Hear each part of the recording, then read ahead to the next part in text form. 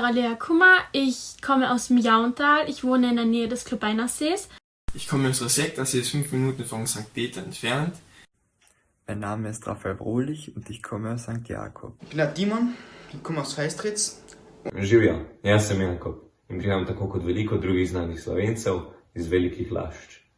Mein Name ist Lucia Krauzer, ich wohne in St. Peter im Rosental, wo sich auch die Schule befindet, die ich jetzt besuche. Leute da waren von der HLB und die Schule vorgestellt haben.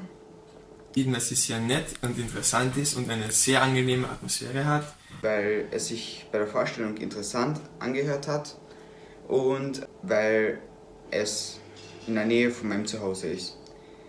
Da ich etwas Neues machen wollte, ich wollte neue Erfahrungen sammeln und genau das hat mir die Schule bieten können. V končanem šolanju lahko izbere skorajda katerikoli poklic ali faks. Lahko se odloči za kuharja, someljeja, samostojni podjetnik, karkoli. Da ich Lust auf etwas Neues hatte und unter anderem auch, da sie in meiner Nähe ist und ich länger schlafen kann in der Früh. Mich die Sprachen und die Gastronomie sehr interessieren. Dass sie sehr klein ist, sodass sich alle untereinander kennen und auch verstehen.